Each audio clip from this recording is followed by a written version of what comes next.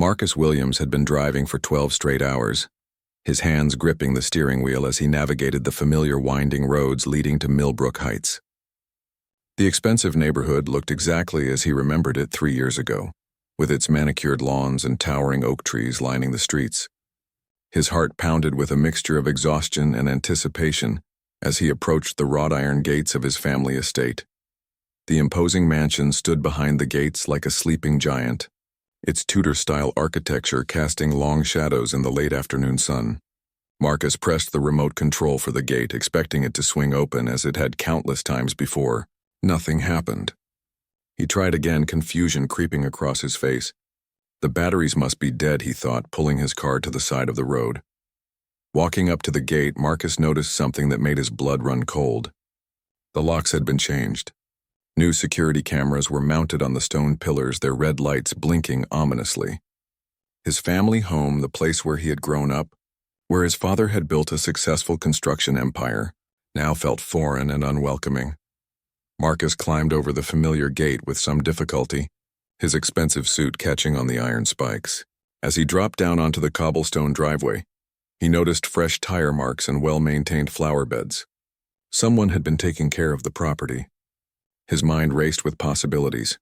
Maybe his lawyer had hired a caretaker, or perhaps his estranged sister had finally decided to maintain their family legacy. The front door looked different too. The original heavy oak door had been replaced with something more modern, complete with a digital keypad and doorbell camera. Marcus pressed the doorbell, hearing its familiar chime echo through the house. He waited, adjusting his tie and running his fingers through his disheveled hair. Footsteps approached from inside, and Marcus felt a wave of emotion wash over him. He was finally home after 3 long years of traveling, studying, and trying to find himself in Europe. His father had always said this house would be his someday, and now he was ready to claim that inheritance and start the next chapter of his life. The door opened slowly, revealing a woman in her early 30s with shoulder-length brown hair and suspicious eyes. She was wearing a comfortable sweater and jeans, clearly at home in the space. Behind her, Marcus could see familiar furniture mixed with items he didn't recognize. The woman's face showed no sign of recognition, only growing alarm as she took in his appearance. "Can I help you?" she asked, her voice cautious but firm. She kept one hand on the door, ready to close it at any moment. Marcus smiled, assuming she must be some kind of house sitter or employee. "I'm Marcus Williams," he said, extending his hand in greeting. "I believe there's been some confusion. This is my house." The woman's expression shifted from caution to outright fear. She stepped back, her eyes darting from Marcus to something behind him as if looking for an escape route or help. "I don't know who you are or what kind of scam you're running," she said, her voice rising slightly. "But you need to leave immediately. This is my home." Marcus felt the world tilt slightly. His home? That was impossible. He had the deed, the documentation, everything that proved his ownership of the Williams family estate. "Ma'am, I think you're mistaken. I can show you my identification. This house has been in my family for over 30 years. My father, Robert Williams, built this place."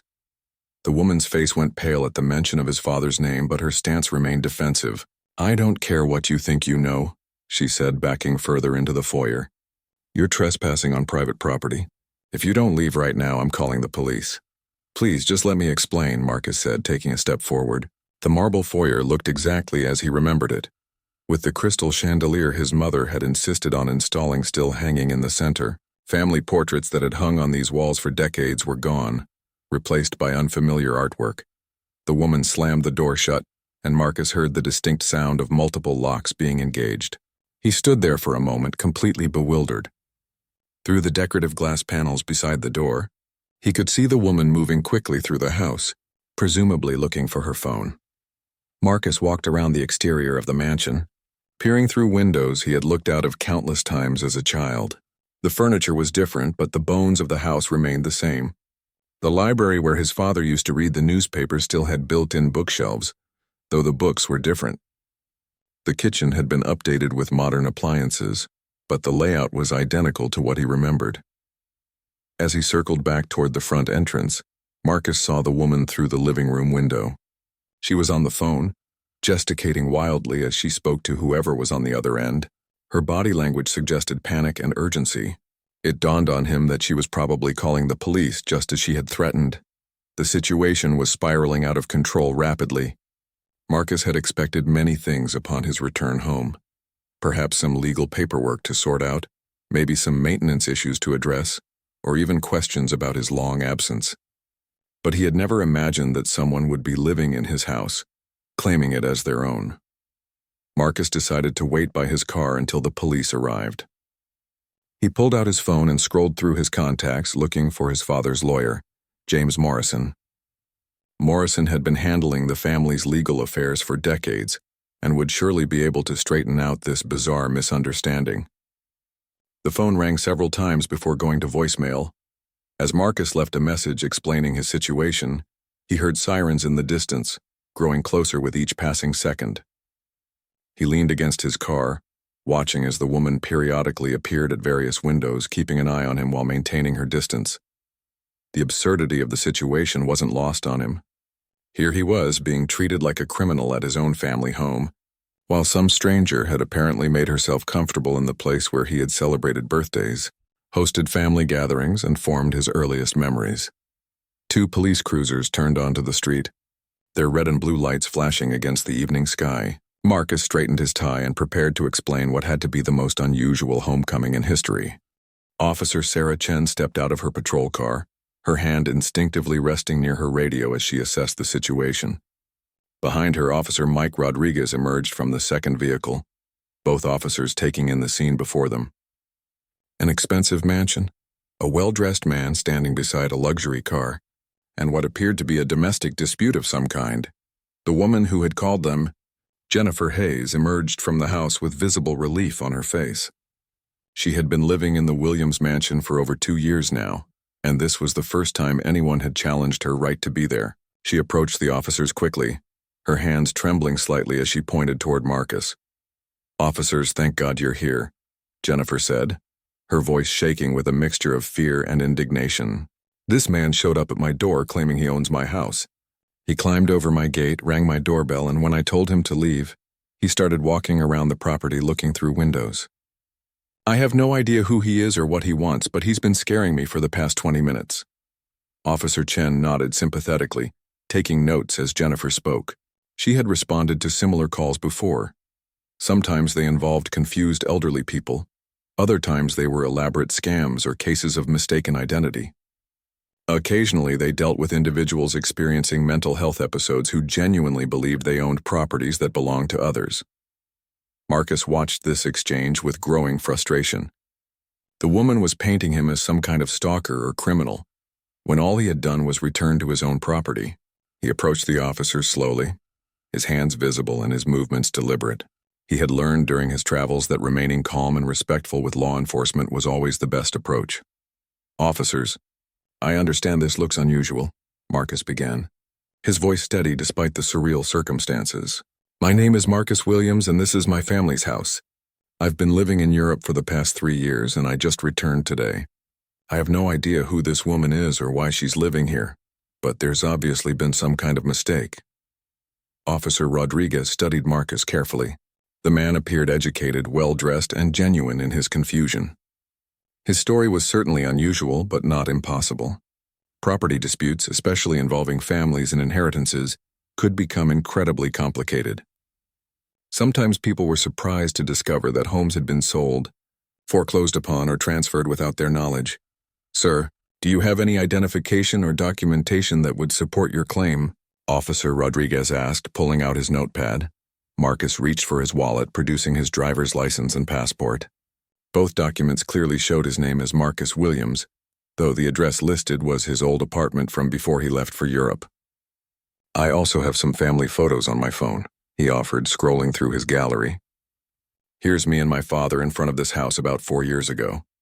The officers examined the documents and photos while Jennifer stood nearby, her arms crossed defensively. The photos clearly showed Marcus in front of the mansion, and the identification seemed legitimate.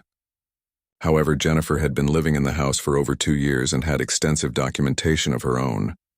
"I can prove I live here," Jennifer interjected, producing her driver's license. The address clearly listed the Williams mansion. "I have utility bills, insurance documents, tax records, everything." I've been maintaining this property and paying all the expenses. This is my legal residence. Officer Chen found herself in an increasingly complex situation. Both parties seemed genuine. Both had some form of documentation, and both appeared to honestly believe they had legitimate rights to the property. This was quickly moving beyond a simple trespassing complaint. "Mr. Williams," Officer Chen said, "when you left for Europe 3 years ago, what arrangements did you make for the property? Did you sell it, rent it, or leave someone in charge of maintaining it?" Marcus ran his hand through his hair, struggling to remember the details of his hasty departure. "I was going through a difficult time after my father's death," he explained. "I needed to get away and clear my head. I thought I had arranged for the property to be maintained through our family lawyer, but I honestly didn't handle everything as carefully as I should have. I was grieving and not thinking clearly about practical matters." This admission seemed to give Jennifer more confidence. "Look at the condition of this property," she said, gesturing toward the well-maintained gardens and exterior. "Does it look like it's been abandoned for 3 years? I've invested thousands of dollars in improvements and maintenance. I've treated this place like my own home because it is my home." Officer Rodriguez asked Jennifer, "How did you come to live here? Did you purchase the property, rent it, or inherit it somehow?" Jennifer hesitated for a moment, and both officers noticed the pause. "It's complicated," she said finally. "I've been working with a property management company. All of my arrangements are legitimate and legal. I have contracts and agreements that give me the right to live here." Marcus felt his frustration mounting. "Property management company? What property management company? I never authorized anyone to rent out my family home. This house has been in the Williams family for over 30 years. My father built his construction business from this address." The mention of Marcus's father seemed to make Jennifer even more uncomfortable, and Officer Chen picked up on this subtle shift in body language. Years of police work had taught her to read people, and something about Jennifer's story wasn't adding up completely. "Ma'am, would you be willing to show us some of the documentation you mentioned?" Officer Chen asked. "And Mr. Williams, do you have the contact information for your family lawyer? It sounds like we need to get some more information before we can sort this out." As they prepared to examine more evidence, a neighbor appeared at the property line. Mrs. Eleanor Blackwood had lived next door for over 15 years and had watched the Williams family through various ups and downs. She was a retired teacher with sharp eyes and an excellent memory for faces. "Excuse me, officers," Mrs. Blackwood called out, walking slowly toward the group. "I couldn't help but notice the commotion. Is that Marcus Williams? I haven't seen him since his father's funeral."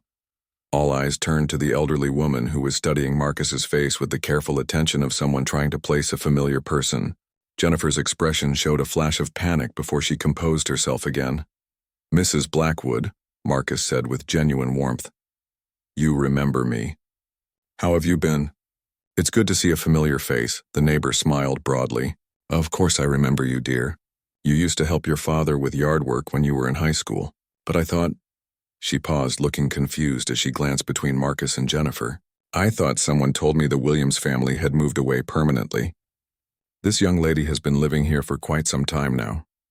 Officer Chen felt the pieces of a larger puzzle beginning to take shape, but she still needed more information to understand what had really happened to the Williams property and how Jennifer had come to live there. The situation was becoming more complicated by the minute. The tension in the air was thick as Mrs. Blackwood's words hung between them. Officer Chen recognized that the elderly neighbor might hold crucial information about what had transpired at the Williams mansion over the past few years. She approached Mrs. Blackwood with gentle authority, knowing that elderly witnesses often provided the most reliable accounts of neighborhood activities. "Mrs. Blackwood, could you tell us what you remember about the Williams family, and when you first noticed Ms. Hayes living at the property?" Officer Chen asked, her pen ready to capture every detail. The elderly woman adjusted her glasses and looked thoughtfully at the mansion. "Well, after Robert Williams passed away, that would be about 4 years ago now, Marcus here disappeared rather suddenly. The house sat empty for several months, and I was getting worried about vandalism and such. Then one day, I noticed lights on in the evenings and cars in the driveway." Jennifer shifted uncomfortably, but remained silent as Mrs. Blackwood continued her account. "At first, I thought maybe Marcus had returned or that the family had hired caretakers. Then I met this young lady," she gestured toward Jennifer, who introduced herself as the new owner. She seemed very nice, kept the property beautiful, and I assumed the family had sold it after Robert's death. It's not uncommon in our neighborhood when older residents pass away. Marcus felt his heart sink. The idea that anyone could believe his family would sell their ancestral home was painful, but he was beginning to understand how his prolonged absence might have created confusion and opportunities for misunderstanding. Officer Rodriguez focused on Jennifer. Ms. Hayes, Mrs. Blackwood mentioned you told her you were the new owner. Can you explain exactly how you came to possess this property? Jennifer's composure began to crack slightly. She glanced nervously between the officers, Marcus and Mrs. Blackwood, before speaking. I worked with a property acquisition company called Heritage Estate Solutions. They specialized in abandoned and distressed properties. When I first saw this place, it had been sitting empty for months. The grass was overgrown, mail was piling up, and it was obvious nobody was maintaining it. Marcus interrupted. Abandoned? This house was never abandoned. I was in Europe, but I never intended to abandon my family home. But you were gone, Jennifer shot back, her voice rising with emotion. For over a year, nobody lived here, nobody took care of it, nobody paid the bills. The property was deteriorating, and the city was starting to issue violations for maintenance. Heritage Estate Solutions found me and offered me the opportunity to rehabilitate the property through an adverse possession program. Officer Chen's eyebrows raised at the mention of adverse possession. This was a legal concept she was familiar with from her training, though she had never encountered it in practice. Adverse possession laws varied by state, but they generally allowed someone to claim ownership of property under specific circumstances, involving continuous occupation and improvement over an extended period. Ms. Hayes, adverse possession typically requires several years of continuous occupation and other specific legal requirements, Officer Chen said carefully. How long exactly have you been living here? And do you have documentation of your adverse possession claim? Jennifer's face reddened. I've been here for 2 years and 4 months. I have records of all the money I've invested in maintenance, improvements, and taxes. Heritage Estate Solutions handled all the legal paperwork and told me that as long as I maintained the property and met certain requirements, I could eventually claim legal ownership. Marcus stared at her in disbelief. You're trying to steal my house through some legal loophole? You can't just move into someone's home and claim it because they're traveling. It wasn't like that, Jennifer protested, tears beginning to form in her eyes. The company made it sound completely legal and ethical. They said the property was truly abandoned and that the original owners had walked away from it. I've put my heart and soul into this place. I've spent nearly $50,000 of my own money fixing it up, maintaining it, and bringing it back to life. Officer Rodriguez was taking detailed notes, recognizing that this situation had moved far beyond a simple trespassing complaint. Ms. Hayes, do you have contact information for Heritage Estate Solutions? We're going to need to speak with them to understand their role in this situation. Jennifer nodded, pulling out her phone. I have their business card and all our contracts. But I should warn you, I haven't been able to reach them for the past 6 months. Their phone number seems to be disconnected, and their office address leads to an empty building. A chill ran down Marcus's spine. They disappeared? The company that told you to move into my house just vanished? It's not that simple, Jennifer said defensively. When I first contacted them, they seemed completely legitimate. They had official-looking documents, legal letterhead, and they explained everything about property rehabilitation programs and adverse possession laws. They even connected me with a lawyer who reviewed all the paperwork. Officer Chen exchanged a meaningful look with her partner. Both officers were beginning to suspect that Jennifer Hayes might be as much a victim in this situation as Marcus Williams. Property scams involving abandoned or temporarily vacant homes were becoming increasingly sophisticated, often targeting both potential occupants and absent property owners. What was the lawyer's name? Officer Rodriguez asked. Jennifer hesitated again. David Morrison. He had an office downtown and seemed very knowledgeable about property law. Marcus felt his blood turn cold. Morrison? My family's lawyer is James Morrison. Is David Morrison related to him?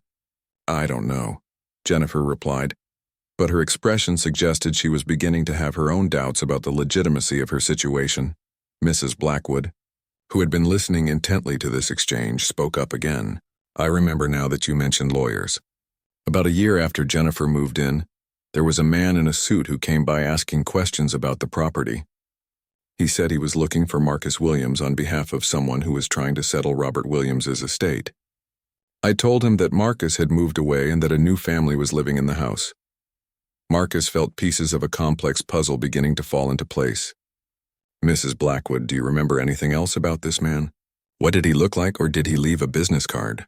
The elderly woman shook her head. I'm sorry, dear. It was over a year ago and I meet so many people, but he seemed very professional and said he would continue trying to locate you through other means.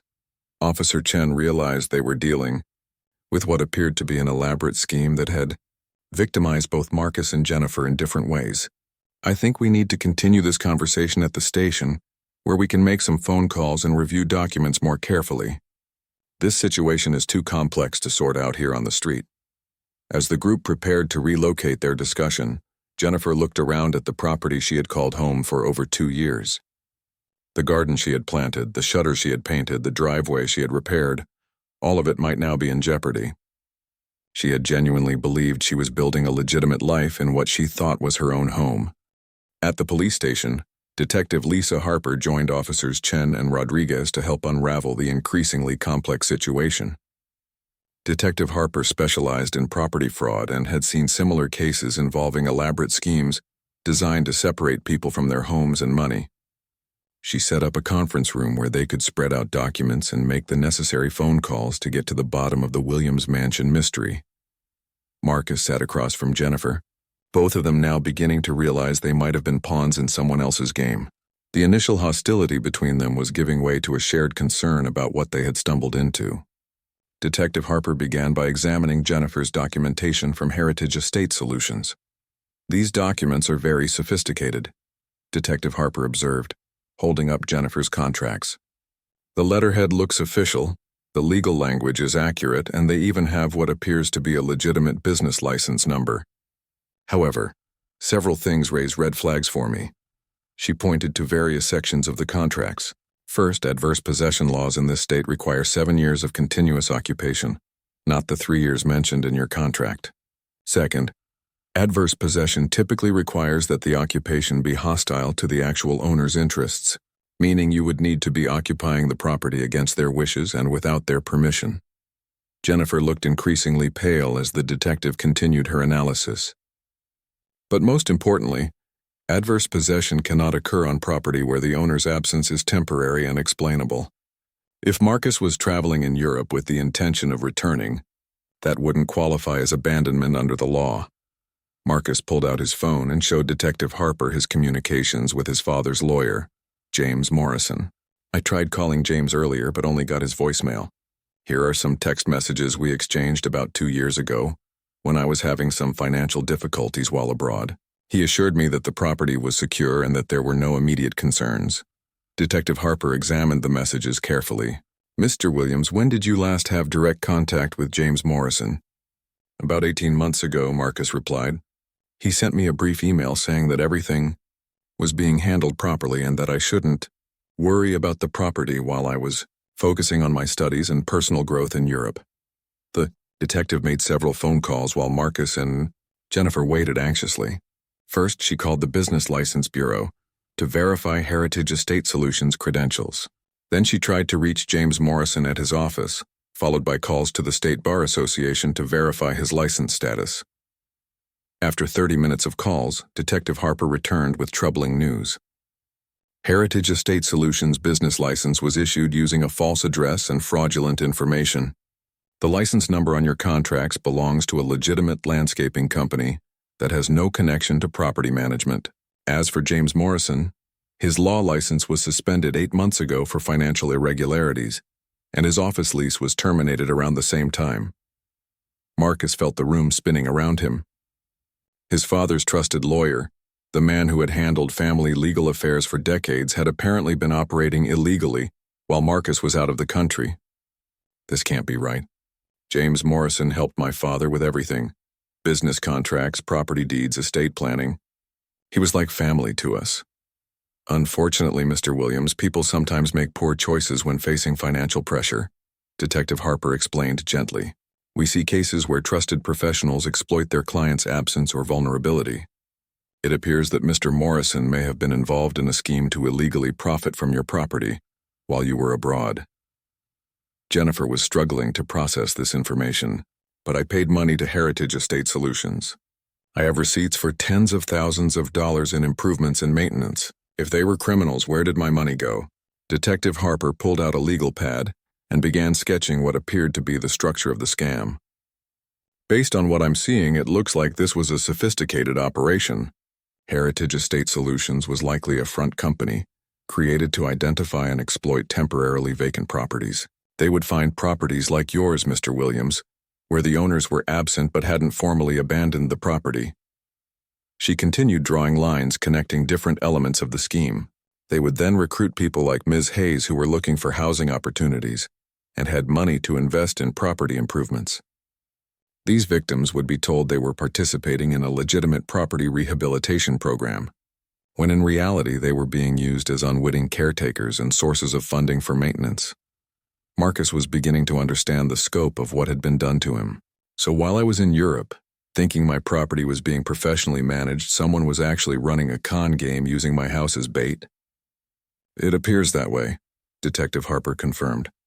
James Morrison likely provided inside information about your absence and your property's status.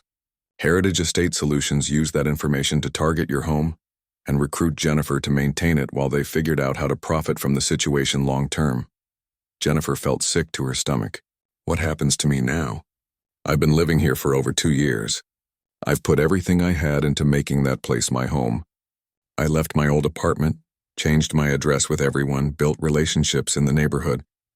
This house is my life. Detective Harper looked sympathetically at Jennifer. Ms. Hayes, you appear to be a victim of fraud rather than a co-conspirator. However, legally speaking, you don't have legitimate ownership rights to Mr. Williams' property. We'll need to investigate whether you have any recourse against the people who defrauded you, but that's a separate matter from the immediate question of the property's rightful ownership. Marcus looked at Jennifer, seeing her distress and beginning to understand that she had been manipulated just as he had been. Jennifer, I'm sorry this happened to you. I can see that you genuinely believed you were doing everything legally and properly. You've obviously taken good care of the place.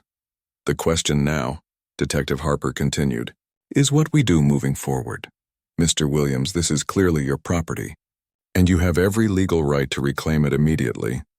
Ms. Hayes, you'll need to make arrangements to relocate, but we'll work with social services and victim assistance programs to help you through this transition. Jennifer started crying quietly. The realization that she would lose her home, her investments, and the life she had built over the past 2 years was overwhelming. I don't understand how I could have been so stupid. The contract seemed so official, the lawyer seemed so knowledgeable, and Heritage Estate Solutions had such a professional presentation. Detective Harper handed Jennifer a tissue. Professional con artists are experts at creating believable stories and fake documentation.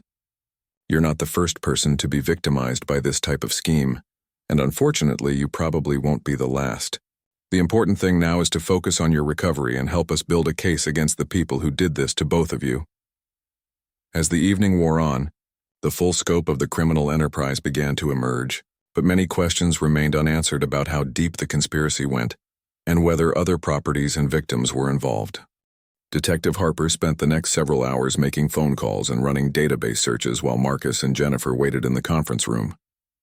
The scope of the investigation was expanding rapidly, as each new piece of information revealed additional layers to the conspiracy. What had started as a simple property dispute was evolving into a complex case of organized fraud that potentially involved multiple victims and properties. During their wait, Marcus and Jennifer began talking more openly about their experiences.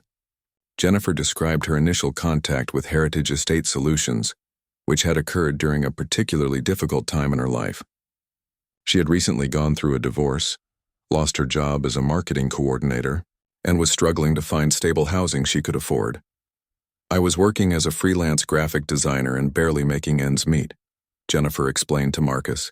When Heritage Estate Solutions contacted me, they made it sound like an amazing opportunity to build equity in a beautiful home while helping to preserve historic properties. They said I would be like a guardian angel for abandoned houses. Marcus listened with growing sympathy.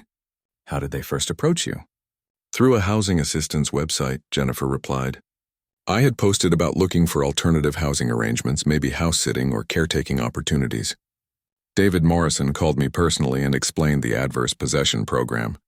He made it sound like a legitimate government initiative to prevent property decay in upscale neighborhoods. Detective Harper returned with a stack of papers and a grim expression. I've been in contact with detectives in 3 other jurisdictions and we're seeing a pattern. Over the past 3 years, at least 6 other properties have been involved in similar schemes. In each case, the property owners were temporarily absent, some traveling, some in the military, some dealing with family emergencies, and Heritage Estate Solutions moved people into their homes. She spread out photographs of different properties across the table. Here's what's particularly sophisticated about this operation. They specifically targeted high-value homes in prestigious neighborhoods where their victims would be motivated to invest significant money in maintenance and improvements. Marcus studied the photographs, recognizing similar architectural styles and neighborhood characteristics. These all look like expensive homes. What happened to the other property owners? That's where it gets more complicated, Detective Harper said. In 2 cases, the actual owners returned and discovered the situation, similar to what happened with you. In one case, the owner had died while abroad, and his heirs are still fighting legal battles. In the other 3 cases, the property owners haven't returned yet, and the occupants are still living there, unaware that they're part of a criminal scheme. Jennifer felt a chill run down her spine. You mean there are other people like me who still think they're participating in a legitimate program? Exactly. And here's what's particularly troubling. We found evidence that James Morrison wasn't just your family's lawyer, Mr. Williams. He also had professional relationships with the owners of 3 other targeted properties. He appears to have been systematically identifying absent clients and feeding information to Heritage Estate Solutions. The detective pulled out a financial record. We also discovered that Morrison was in serious financial trouble. He had gambling debts, was behind on his office rent, and was facing possible disbarment for mishandling client funds. It appears he was being paid substantial amounts by Heritage Estate Solutions for inside information about vulnerable properties. Marcus slumped in his chair as the betrayal sank in fully. James Morrison had been his father's lawyer for over 20 years. The man had attended family barbecues, had been a pallbearer at his father's funeral, and had promised to look after Marcus's interests while he was grieving and trying to rebuild his life in Europe. There's more, Detective Harper continued. We think Heritage Estate Solutions was preparing for a much larger endgame. Based on documents we found in Morrison's abandoned office, they appear to have been working toward filing fraudulent ownership claims on multiple properties simultaneously, then selling them to unsuspecting buyers. Jennifer looked horrified. They were planning to sell our homes to other people? That's our working theory. The people living in the houses, like you, Ms. Hayes, were essentially being used as unpaid property managers while the criminals worked on forging documentation and waiting for the right time to execute mass property transfers, Detective. Harper showed them a complex organizational chart she had been developing. At the center, we have Heritage Estate Solutions, which appears to be controlled by someone using the identity Thomas Heritage. However, we believe that's a false name. Connected to them, we have David Morrison providing legal cover and inside information, James Morrison feeding them client information, and at least a dozen victims who were recruited as unwitting participants. Marcus was trying to process the scale of the betrayal and criminality. Detective, what are the chances we'll actually catch the people behind this and recover any of Jennifer's money? We're working with the FBI now because this appears to cross state lines and involves mail fraud, wire fraud, and organized criminal activity, Detective Harper explained. However, I have to be honest, these types of sophisticated fraud operations often involve criminals who are very good at hiding assets and disappearing when investigations get close to them. Jennifer had been quiet during this explanation, but now she spoke up with a question that had been bothering her. Detective Harper, if Heritage Estate Solutions was planning to sell the properties, what would have happened to me? Would they have just told me to leave, or would I have been in even more trouble? Based on similar cases we've studied, they probably would have offered to help you sell your interest in the property to a new buyer, making you think you were getting a return on your investment. In reality, you would have been signing documents that removed any legal claims you might have had, while they pocketed money from the actual sale to legitimate buyers who had no idea they were purchasing stolen property. The complexity and callousness of the scheme was staggering. Innocent people at every level, absent property owners, housing desperate individuals looking for opportunities, and even potential legitimate buyers were being exploited by criminals who had created an elaborate web of deception. Marcus looked at Jennifer with a mixture of sympathy and determination. "Jennifer, I want you to know that I don't blame you for any of this. You were trying to build a life and were victimized by professionals who made their living by exploiting people's trust and desperation." Jennifer wiped tears from her eyes. "Marcus, I'm so sorry about your house. I know how much it must mean to you, and I can't imagine how it felt to come home and find a stranger living there. I hope someday you can forgive me for being part of this mess, even though I didn't know what was really happening." Detective Harper looked at both of them with respect. "I've worked dozens of fraud cases, and I've seen how these situations can destroy relationships and communities. The fact that you two are able to recognize that you are both victims and are treating each other with compassion speaks well of your character." As the evening progressed, Detective Harper received a call that changed everything. "We just got a break in the case," she announced after hanging up. The FBI traced some of the financial transactions from Heritage Estate Solutions to a bank account in Nevada. They've identified the person behind the Thomas Heritage identity, and it's someone with a long history of real estate fraud across multiple states. She pulled up a mugshot on her computer. "Meet Robert Thomas Henley, also known as Thomas Heritage, Thomas Roberts, and at least 6 other aliases. He's been running variations of this scam for over a decade, targeting everything from vacation homes to military families deployed overseas." Marcus studied the photograph of a middle-aged man with graying hair and cold eyes. "This person has been destroying people's lives for 10 years? At least. What's particularly infuriating is that he's been arrested before, but he's very skilled at plea bargaining and has usually served minimal jail time before starting up again in a new location, with a new identity." Jennifer looked at the photo with disgust. All those people he's hurt, all the money he's stolen, all the lives he's disrupted, and he just keeps getting away with it? "Not this time," Detective Harper said firmly. "The FBI has been building a RICO case against him, and your situation may have provided the final pieces they needed. They're planning coordinated raids across 4 states tomorrow morning." The detective's phone rang again and she stepped out to take the call privately. When she returned, her expression was a mixture of excitement and concern. That was the FBI task force leader. "They want to meet with both of you tomorrow to discuss your potential cooperation as witnesses in the federal case against Henley and his organization." Marcus felt a surge of determination. "Whatever they need from me, I'm willing to help. This man destroyed my family's trust in our lawyer, violated my father's memory, and turned my homecoming into a nightmare. If testifying can help put him away for good, I'll do it." Jennifer nodded in agreement. "I want to help too.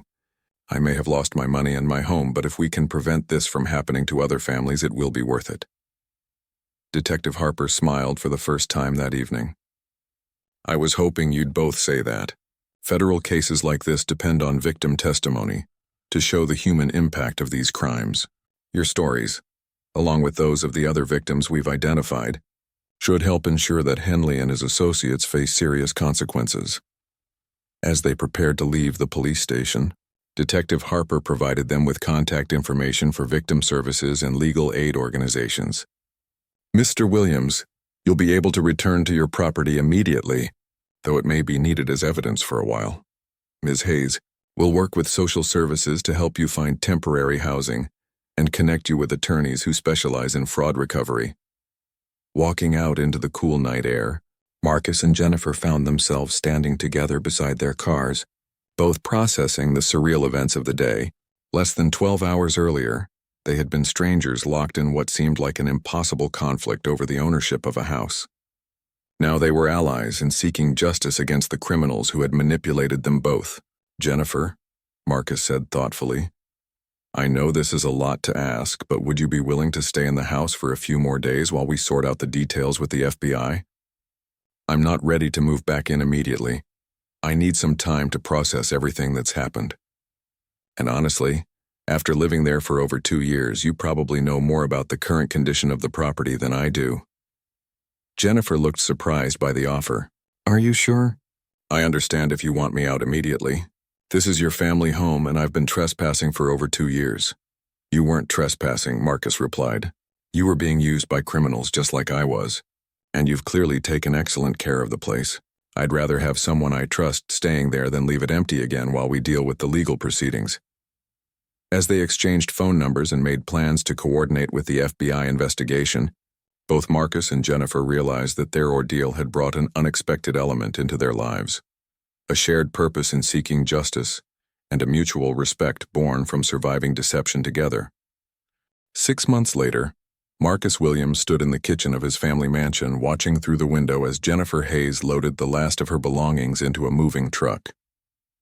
The federal case against Robert Thomas Henley and his criminal organization had concluded the previous week with guilty verdicts on multiple counts of fraud, conspiracy, and racketeering. Henley had been sentenced to 12 years in federal prison, while his associates received sentences ranging from 3 to 8 years. The investigation had uncovered an even larger operation than initially suspected. Over 30 properties across 7 states had been involved in the scheme, with total victim losses exceeding $3 million. Marcus and Jennifer had both testified at the trial, describing their experiences and helping prosecutors demonstrate the sophisticated nature of the criminal enterprise. Jennifer had agreed to stay in the house during the investigation and trial, an arrangement that had evolved into an unexpected friendship between two people who had been thrust together by extraordinary circumstances. Over the months, they had worked together to restore the property to its original condition, while also preserving the improvements Jennifer had made during her residency. I still can't believe how much work you put into this place, Marcus said as Jennifer returned from the truck. The garden alone must have taken hundreds of hours. Jennifer smiled sadly as she looked around the kitchen one last time. I really did think of this as my forever home. Every weekend project, every plant I put in the ground, every room I painted, I was building what I thought would be my future. The victim restitution fund established as part of Henley's sentencing had provided Jennifer with compensation for about 60% of her financial losses. While it wasn't everything she had invested, it was enough to help her start over with a down payment on a small house across town. Marcus had also insisted on paying her additional compensation for the property improvements that would remain with the house. You know, Marcus said, pulling out a folder from the kitchen counter, I've been thinking about our conversation last month about property management and house sitting, services for people who travel frequently. Jennifer looked curious as Marcus opened the folder to reveal business incorporation, documents, and a basic business plan. I've been doing some research, and there's a real need for legitimate property management services that cater to people like me, professionals, who travel extensively but want to maintain their family homes. He spread the papers across the kitchen island. I was wondering if you'd be interested in partnering with me to start a legitimate property management company. You have experience with home maintenance, you understand the challenges people face when looking for housing, and you've proven you can take excellent care of a property. Jennifer stared at the documents in surprise. Marcus, are you serious? After everything that happened, you want to go into business with me? Think about it, Marcus continued enthusiastically. We could offer services to homeowners who need temporary property management while they're deployed overseas, caring for family members, pursuing education abroad, or dealing with extended business travel. And we could provide housing opportunities for people who are in transition and need stable, temporary living arrangements. The idea was intriguing to Jennifer, who had struggled to find stable housing and employment since the fraud case had disrupted her life. But how would it work? How would we make sure we never put people in the position we found ourselves in? Marcus had clearly thought through these concerns. Complete transparency, thorough background checks, detailed contracts that protect everyone involved, and most importantly, direct communication between property owners and occupants. No middleman companies with questionable credentials, no fake legal documents, and no promises that sound too good to be true. Jennifer picked up the business plan and began reading through Marcus's notes. Heritage Home Services, she read aloud. I like the name, though it might remind people of our experience with Heritage Estate Solutions. That's intentional, Marcus explained. I want people to know that we understand the dangers of property scams because we've lived through them. Our personal experience could be our greatest credential in building trust with both property owners and potential occupants. Over the past months, Jennifer had come to respect Marcus's thoughtful approach to problem solving and his genuine concern for others who might face similar situations. What would my role be in this business? I was thinking you could handle the occupant services, screening potential house sitters, coordinating moves, providing support during transitions. I would focus on the property owner side, maintenance coordination, legal compliance, and financial management. We'd both be involved in matching the right people with the right properties. Jennifer felt a spark of excitement for the first time since learning the truth about her living situation. It would be incredibly satisfying to help people avoid what we went through, and to provide legitimate opportunities for people who need housing flexibility. There's something else, Marcus added, pulling out another document. I've been in contact with the FBI's Victim Services Coordinator. They're interested in having fraud survivors speak at law enforcement training sessions about how these scams work from the victim's perspective. It would be additional income, but more importantly, it would help train investigators to recognize and respond to these crimes more effectively. Jennifer's eyes lit up at this possibility. I would love to do that. During the trial, I kept thinking about how many people could be helped if police officers and lawyers better understood how convincing these criminals can be. So they spent the next hour discussing the practical details of starting the business, from licensing requirements to insurance considerations. Marcus had already consulted with a legitimate attorney who specialized in property law, and Jennifer had reached out to several victim advocacy organizations to understand the ongoing needs of fraud survivors. You know what I find most remarkable about this whole experience? Jennifer said as they concluded their planning session. 6 months ago, I thought you were a dangerous stranger trying to steal my home. Now you're offering me a chance to build a legitimate business that could help other people avoid what we went through. Marcus nodded thoughtfully. I think we both learned something important about not judging situations by their surface appearance. You weren't a criminal trying to steal my house, and I wasn't a mentally unstable person making false claims. We were both victims of people who were very skilled at manipulating circumstances and documentation. As Jennifer prepared to leave the Williams mansion for the final time, she took one last walk through the rooms where she had lived for over 2 years. The house felt different now that she understood its true history, and knew she would be leaving it voluntarily rather than being forced out by fraud. Marcus, she called from the living room, thank you for giving me the chance to leave this place with dignity and hope for the future. A lot of people in your situation would have been much less understanding. Marcus joined her in the living room, looking around at the space that now felt like home again for the first time since his return. Jennifer, thank you for taking such good care of my family's house and for helping me understand that sometimes the people who seem like enemies are actually allies who just don't know it yet. 6 months later, Heritage Home Services had successfully placed its first 3 property management arrangements, helping a military family maintain their home during overseas deployment, assisting an elderly couple who needed to live near family while recovering from health issues, and providing temporary housing for a graduate student who was completing research abroad. Marcus and Jennifer had learned that sometimes the most devastating experiences could become the foundation for the most meaningful work, and that trust broken by criminals could be rebuilt through honest collaboration between people who understood the value of second chances.